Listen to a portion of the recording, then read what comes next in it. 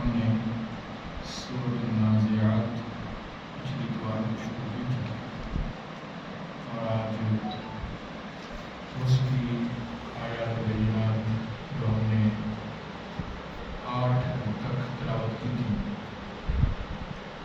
آج ہم 7 تک، آج ہم آیت نمبر 8 سے شروع کر رہے ہیں۔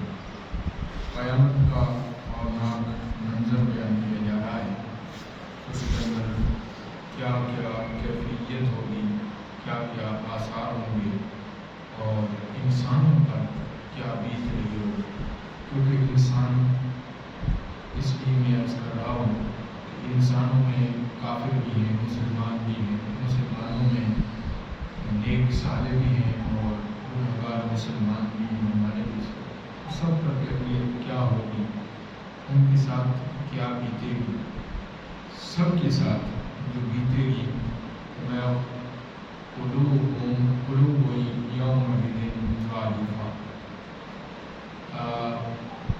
ہم نے اس سے پہلے پڑھا تھا کہ تتبعها الرادفہ، اس کے پیچھے اور جھٹکا ہوگا۔ میں نے بتایا تھا کہ وہ جھٹکا کیا ہے، وہ حضرت اسرافیل علیہ السلام سور پہنچیں گے۔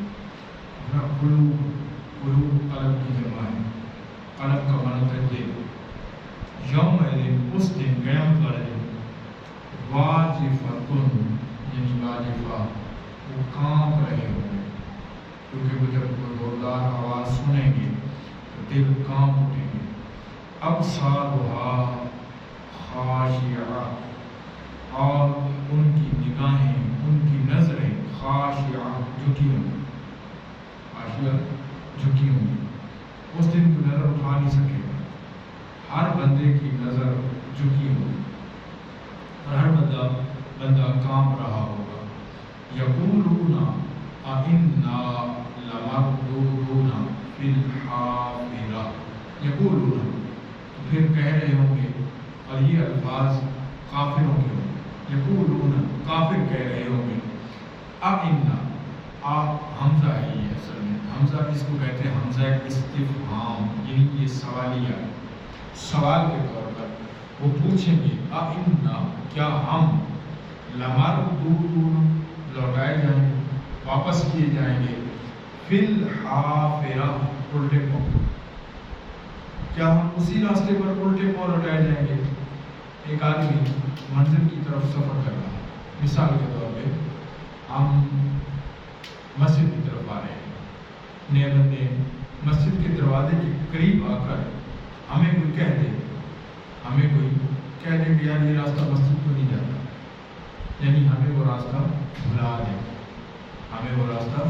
دے، ہمیں پھر وہ واپس لوٹا دے، ہم پھر وہ یہاں آ کر قریب آ کر پھر ہم ڈیگلا کی طرف چلے جائیں، تو کیا ہوگا؟ جب ہمیں پتہ چلے گا کہ ہم تو قریب تھے اور ہمیں بھلا دیا گیا، تو اس وقت ہم پر کیا بیتے گی؟ میری بات سمجھ آ رہی ہے؟ ہم پر جو بیتے گی، یار اتنا بڑا ظالم آدمی، ہم پریشان ہوں گے، یار ہم اس کے پاس راستہ پوچھنے آئے، ہم مسجد کی طرف جا رہے تھے، قریب تھے، ہم مسجد میں پہنچنے والے تھے کہ ہمیں اس نے راستہ بلا دیا۔ تو کافر بھی اس دن یہ کہہ رہے ہوں گے، یقولون اَإِنَّا لَمَرْدُودُونَ فِي الْحَافِرَةِ، یعنی ہمیں پھر اسی راستے پر پیچھے پلٹا دیا، اسی راستے پر دھکیل دیا، اسی پر واپس موڑ دیا۔ تو اَإِذَا كُنَّا عِظَامًا نَخِرَةً، یعنی جب ہم وہ سیدھا ہڈیاں بن چکے ہیں، عظام کہتے ہیں ہڈیوں، ٹھیک ہے، ناخرہ وہ سیدھا۔ کافر جب وہ قبر میں جائے گا، اس کی قبر کے اندر اس کی ہڈیاں گل سڑ جائیں گی، لیکن صاحب ایمان کے ساتھ یہ نہیں ہوتا، یاد رہے، بالکل کلیئر نبی پاک صلی اللہ علیہ وسلم کی حدیث ہے، کریم آقا علیہ السلام کا فرمان ذیشان ہے کہ بندہ مومن جو قبر میں جاتا ہے، یہ حدیث پاک میں درس میں بھی بیان کر چکا ہوں، جیسے حدیث میں ہمارا اثر کے وقت ہوتا ہے کہ جب بندہ قبر میں جاتا ہے اور فرشتے اس سے سوال کرتے ہیں، 3 سوال کرنے کے بعد جب وہ سوالوں کے جواب درست دے دیتا ہے، تو سب سے پہلے اس کے لیے ایک کھڑکی دوزخ کی کھولی جاتی ہے۔ جواب دینے کے بعد صحیح جواب دے دیے تو فرشتے کہتے ہیں، دیکھ اگر تو جواب نہ دیتا تو پھر تیرا ٹھکانہ یہ ہوگا۔ پھر اس کو بند کر کے ایک کھڑکی جنت کی کھولی جاتی ہے، تو وہ بندہ مومن جو ہے اس کی طرف دوڑنے کی تم نے رہنا یہی ہے، لیکن قیامت تک تیرے لیے یہ کھڑکی کھول دی گئی، یہ کھڑکی کھول دی گئی ہے۔ تو اب کافر کے لیے یہ ہے کہ جب وہ جائے گا اس کی ہڈیاں بسیدہ ہو جائیں گی، مذلیل و رسوا ہو جائے گا۔ تو کہا کہ جب ہماری ہڈیاں بسیدہ ہو چکی ہیں، اب ہمیں پھر اس راستے پر چلایا جا رہا ہے، یعنی اٹھا کر ہمیں بھگایا جا رہا ہے، یہ اس دن وہ کہہ رہے ہوں گے۔ اب ہمیں کدھر دوڑایا جا رہا ہے؟ جب ان کو پتہ چلے گا کہ ہم کدھر جا رہے ہیں تو پھر سمجھ آئے گا۔ میں قالوا تلک اذن کرۃ خاسرہ، پھر وہ کہیں گے یا بولے کہ یہ واپسی کرہ، واپسی ہوتی ہے۔ آپ کو پتہ ہے عربی میں دول کو قرۃ کہتے ہیں، القرۃ کہتے ہیں، پتہ ہے بال کو، بال ہوتی ہے جو ہم جسے ہم کرکٹ کھیلتے ہیں یا فٹ بال ہے، کوئی بھی بال ہو اس کو قرہ کہتے ہیں۔ کیوں کہتے ہیں بال کو قرہ کیوں کہتے ہیں؟ اس لیے کہ جب آپ اسے زمین پر پھینکتے ہیں تو واپس آپ کی طرف پلٹتی ہے، اس کا لوٹنا، کسی چیز کی طرف واپس آنا، یعنی ہم جب بال کو زمین پر پھینکتے ہیں اور وہ واپس ہماری طرف اٹھتی ہے تو اس کو اس لیے قرہ کہتے ہیں۔ تو یہاں پر بھی میں قالوا تلک اذن کرۃ خاسرہ، اب خاسر کہتے ہیں وہ والعصر ان الانسان لفی خسارہ، خاسر اس میں فاعل کا صیغہ ہے، تو خاسر اس کا معنی خسارہ پانے والا، نقصان اٹھانے والا، یعنی یہ واپسی کتنی خسارے والی ہے۔ خسارے والی تو ہے، قبر میں پڑے تھے، دنیا تھی تو دنیا ان کے لیے جنت تھی، کافر کے لیے دنیا جنت ہے، تو دنیا میں تھے تو بڑے سکون کے ساتھ تھے، قبر میں گئے تو پریشان تھے، لیکن اب اس سے بڑی پریشانی یہ ہوگی کہ ذلت و رسوائی شروع ہو جائے گی، اٹھا کر کیا کیا جائے گا؟ دوزخ میں پھینکا جائے گا، اور دوزخ کی آگ اتنی سخت ہوگی، ہولناک ہوگی، اس ہولناکی کی وجہ سے اتنی ہولناک ہوگی کہ کچھ مومن وہ ہوں گے جن کو آگ میں صرف ان کے پاؤں ہوں گے، صرف پاؤں کے نیچے آگ ہوگی، اس آگ کی وجہ سے ان کے دماغ میں نقطہ کھلاؤ پیدا ہو جائے گا، دماغ کھولے گا، جیسے پانی نہیں کھولتا ایسے کھولتا نظر آئے گا دماغ، حدیث ہے، ٹھیک ہے۔ تو اس لیے فرمایا قالوا تلک اذن کرۃ خاسرہ، وہ کہیں گے اوہ یہ واپسی کتنی خسارے والی ہے۔ اصل میں اللہ ہمیں بتانا چاہ رہا ہے، کہا اس دن کافی افسوس، مثال کے طور پہ بچے نے امتحان دیا اور ہو گیا فیل، اب بیٹھا رو رہا ہے، کیا ہوا بھائی؟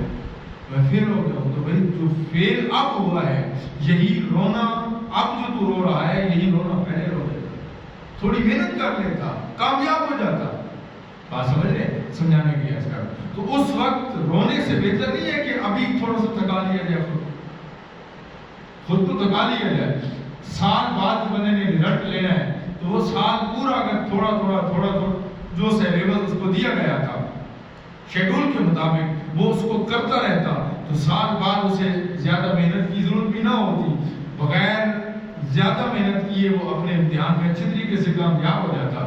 اللہ نے ہمیں سلیبس دے دیا ہے، اللہ نے ہمیں زندگی کے سمے دے دیے ہیں، اب اللہ نے سلیبس بھی دے دیا ہے، پیپر بھی بتا دیا ہے، ہم نے تیاری کرنی تھی اور اس تیاری میں ہم ہو گئے ناکام، تو ناکام ہوئے تو پھر اس وقت رونے کا کوئی فائدہ نہیں، یہی اللہ بتانا چاہتا ہے۔ میں اس دن کافر بھی یہی کہیں گے، اوہ اللہ نے ہمارے لیے استاد بھی مقرر کیا، نبی، ٹھیک ہے، اب نبی کسی نے نہیں آنا، اب قیامت تک علماء یہ ڈیوٹی سر انجام دیتے رہیں گے، لہذا وہ دے رہے ہیں، ہم نے اس کو سمجھنا ہے، استاد ہمیں بتا رہا ہے یار پڑھو گے تو کامیاب ہو جاؤ گے، یہ سوال یاد کر لو، یہ سوال بورڈ میں آنے والا ہے، طالب علم پھر بھی نہ کرے پھر قصور اس کا، تو یہاں پر بھی اللہ تعالیٰ یہ بتانا چاہتا ہے، فَإِنَّمَا هِيَ زَجْرَةٌ وَاحِدَةٌ، بس اس واپسی کے لیے تو صرف ایک جھڑک ہی باقی ہے۔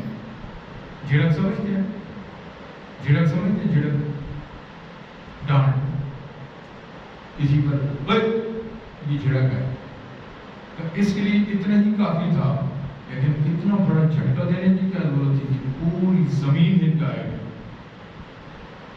آپ نے غور نہیں کیا، ہم نے جو آیت نمبر 7 پڑھی تھی، تتبعها الرادفہ، رادفہ ردیف سے ہے، پتہ ہے جب حضرت اسرافیل علیہ السلام سور پھونکیں گے تو زمین اپنی چیزیں چیزیں اگل دے گی. میں نے بتایا تھا شاید یاد ہو یوم دن تو ہر کس اخبارہ، میں نے مثال دے کر بتایا تھا سورہ زلزال کی آیات یاد ہے، میں نے بتایا تھا. تو زمین اپنی چیزیں اگل دے گی. کیوں؟ زمین بھی وہ آواز برداشت نہیں کر سکے گی. ستارے ٹوٹ جائیں گے، چاند ٹوٹ جائے گا، سورج پھٹ جائے گا، پہاڑ ریزہ ریزہ ہو جائیں گے، روئی کی طرح اڑنے لگیں گے پہاڑ، اتنی سخت ترین آواز ہوگی. تو فرمایا فَإِنَّمَا هِيَ زَجْرَةٌ وَاحِدَةٌ، اس کے لیے تو ایک جھڑک ہی کافی تھی، ایک آواز ہی کافی تھی، اور اتنا بڑا دھماکہ. فَإِذَا هُمْ بِالسَّاهِرَةِ، فَإِذَا هُمْ، بس وہ سب بِالسَّاهِرَةِ ایک بڑے میدان میں جمع ہو جائیں گے. اس میدان کا نام کیا ہے؟ میدان عرفات. میدان عرفات کہاں ہے؟ سعودی عربیہ میں. سعودی عربیہ میں کس شہر میں ہے یہ؟ مکہ المکرمہ. مکہ المکرمہ وقوف عرفات حج کا رکن اعظم ہے، حج کا رکن اعظم ہے. وہاں حج کیا کرتے ہیں؟ خطبہ سماعت کرتے ہیں. تو قیامت کا پرخطر منظر بھی کہاں ہوگا؟ میدان عرفات. یاد رکھنے والی بات ہے، ان کو یاد رکھنا. میدان عرفات میں، میدان عرفات مکہ المکرمہ میں ہے. تو مکہ المکرمہ میں یہ میدان ہوگا، اس میں سارے جمع ہو جائیں گے. حل اتاک حدیث موسیٰ. اب اللہ اپنے محبوب سے پھر مخاطب ہے. پہلے ان کی کیفیت مخاطب، پہلے بھی اللہ اپنے محبوب سے تھا، لیکن اب مخاطب کے صیغے سے مخاطب ہے. مخاطب کا صیغہ یوز کر کے، استعمال کر کے مخاطب ہے. حل اتاک حدیث موسیٰ، اے پیارے محبوب صلی اللہ علیہ وسلم، آپ پر موسیٰ علیہ السلام کا واقعہ پہنچا ہے؟ موسیٰ علیہ السلام کی بات کی خبر ہے؟ کیا خبر تھی؟ اذ ناداہ ربہ، جب ان کے رب نے انہیں صدا دی، ندا دی. اذ نادا، انہیں بلایا، ندا دی. بالواد المقدس، ایک مقدس وادی میں. بالواد، وادی، وادی کہتے ہیں، وادی. وادی اس منصب کے اثر بھی ہے، کاغان نانان کے اندر بھی ویلی ہے جسے ویلی بولتے ہیں، وادی. تو وادیاں دو پہاڑوں کا درمیان کہلاتا ہے اصل میں. وادی اصل میں دو پہاڑوں کے درمیان جگہ ہوتی ہے، دو پہاڑیوں کے درمیان جگہ ہوتی ہے، اس کو وادی کہا جاتا ہے. میری بات سمجھ رہے ہیں؟ بات سمجھ آتی ہے؟ تو اس وادی کا نام بھی اللہ نے بتا دیا، ورنہ اس وادی کا نام تھا طوا. کیا نام تھا؟ وادی طوا. اذ نادا ربہ بالواد المقدس طوا، اس طوا مقدس پاک وادی. اچھا وہ وادی مقدس کیوں ہے؟ یہ بات بھی ذہن میں رہے. وہ وادی مقدس کیوں ہے؟ اللہ کی ساری اتنی پاک ہے. ہم باہر جوتوں کے ساتھ گھومتے ہیں، مسجد میں جوتوں کے ساتھ نہیں آتے، یہ مقدس ہے. کبھی سوچا؟ کیونکہ یہاں ہم اپنے رب کی عبادت کرتے ہیں، اور عبادت نہیں کرتے، صرف عبادت نہیں کرتے، جہاں رب سے ہم کلام ہوا جاتا ہے وہ جگہ مقدس ہوتی ہے. سبحان. وگرنہ ہم عبادت اپنے گھر میں بھی کرتے ہیں. میں شاید اللہ کرے بات سمجھا سکوں، میری بات سمجھ آ جائے. میں اصل میں ہم اس کو سمجھنا ہے. ہم نماز گھر پڑھتے ہیں نا، جب نماز اٹھائی جوتوں سے میں ہم گھر میں چلتے ہیں؟ نہیں چلتے. کبھی ایسا تو نہیں ہے نا کہ ہم نے جوتے نہیں پہنے گھر میں، یا ہم نے یہاں نماز پڑھی ہے، ایسا نہیں ہے، نہیں ہے نا ایسا. لیکن ہم مسجد میں قالین اٹھے بھی ہوں، جن دنوں کورونا تھا قالین نہیں تھے، پھر بھی ہم جوتوں سے پہنے. میری بات سمجھ آ رہی ہے؟ تھوڑا سا میرے ساتھ. تو کیوں؟ کیا وجہ ہے؟ وجہ یہ ہے کہ صرف عبادت مقصد نہیں ہے. عبادت نہیں، صرف عبادت کی وجہ سے یہ جگہ مقدس نہیں ہے. انسان گھر سے چلا ہے. کریم نبی نے فرمایا الصلاۃ معراج المومنین، فرمایا نماز وہ عبادت ہے جس میں رب اپنے بندے سے اور بندہ اپنے رب سے ہم کلام ہوتا ہے. ہم کلام ہوتا ہے. تو موسیٰ علیہ السلام جس وادی میں اپنے رب سے ہم کلام ہوئے، قرآن نے کہا وہ وادی مقدس وادی. سبحان. کتنا رب نے ہمیں سمجھایا ہے یہ سبق. اور پھر فرمایا اذهب. اب وہ بات کیا تھی جو اللہ نے کی؟ حدیث موسیٰ ہم نے پڑھا نا، وہ بات کیا ہے؟ میں اذهب الى فرعون انہو تغا، اے میرے ماہ موسیٰ، اے میرے کلیم، جائیے، اذہب، جائیے، ذہبا یذہب، اس کا معنی ہے جائیے، جانا، جا یجیو، اس کا معنی ہے آنا، اس کا معنی کیا ہوتا ہے آنا، جا زیدن، زید آیا، ذہب زیدن، زید گیا، تو لہذا یہاں اذہب یہ امر کا صیغہ ہے، جائیے کدھر، الی فرعون، اس مردود کی طرف، اس کا نام کیا تھا فرعون کی طرف، کیوں جائیے، میں انہو طغا، وہ ظالم سرکش ہو گیا، طغا حد سے بڑھ گیا ہے، وہ سرکش ہو گیا ہے، اس سے کے پاس جائیے، فقل، اور اس کو جا کر کہیے، فقل، اس کو جا کر فرمائیے، اسے جا کر کہیے، حل کیا، لکا الا ان تزکا، کیا تو چاہتا ہے کہ تجھے پاک کیا جائے، تو چاہتا ہے کہ تجھے پاکی ملے، اس کا مطلب یہ ہوا کہ پاکی پلیدی کا تعلق نہانے اور وضو کرنے سے صرف نہیں ہے، اصل میں پاکی روح کی پاکی ہے، اور وہ آتی ہے ایمان سے، میری بات سمجھ رہے ہیں؟ حضرت موسیٰ علیہ السلام کیوں گئے اس کو یہ پاک کرنے سے کیا مراد تھا؟ ایمان کی دولت دینے کے لیے نا، کیونکہ آگے چل کر پھر حضرت موسیٰ علیہ السلام نے وہ بات کر بھی دی، الا ان تزکا، یہ اس طرف اشارہ کر رہی ہے یہ بات کہ اے اللہ کے نبی جا کر اسے کہیے کہ تو پاک ہونا چاہتا ہے، تو چاہے لاکھ بار نہا لے، پاک اس وقت تک نہیں ہو سکتا جب تک تیرا دل پاک نہیں ہے، تیرے دل میں ایمان نہیں ہے، ایمان اپنے دل میں لے آؤ تو تم پاک ہو جاؤ گے، تو فرمایا وَأَهْدِيَكَ إِلَىٰ رَبِّكَ فَتَخْشَىٰ، فرمایا پھر میں تیری راہبری کروں، میں تیری وَأَهْدِيَكَ، میں تجھے ہدایت دوں، میں تجھے ہادی کہتے ہیں راستہ دکھانے والے، ہم دعا بھی مانگتے ہیں اہدنا الصراط المستقیم، ہم کیا اس کا معنی کیا ہے، ہمیں مستقیم پہ چلا، ہمیں سیدھا راستہ دکھا، ہمیں سیدھا راستہ دکھا، جو بھی راستہ دکھانے والا ہو اس کو ہادی بولتے ہیں، اس کو کیا بولتے ہیں ہادی۔ اب یہ آہدی جگہ آہدی یہ فعل مضارع ہے اور سوری فعل ماضی ہے اور متکلم کا صیغہ ہے، آہدی میں دکھاؤں کا تجھے، وآہدیک میں دکھاؤں تجھے، راہبری کروں، الی ربک اپنے رب تیرے رب کی طرف، میں تجھے پکڑ کر تجھے تیرے رب کی طرف لے جاؤں، راستہ دکھاؤں، فتخشیٰ تاکہ تو بھی اس سے ڈرنے والا ہو، تاکہ تو بھی اسے ڈرنے والا ہو۔ سمجھ آ گئی؟ ان آیات کو سمجھنا بھی ہے اور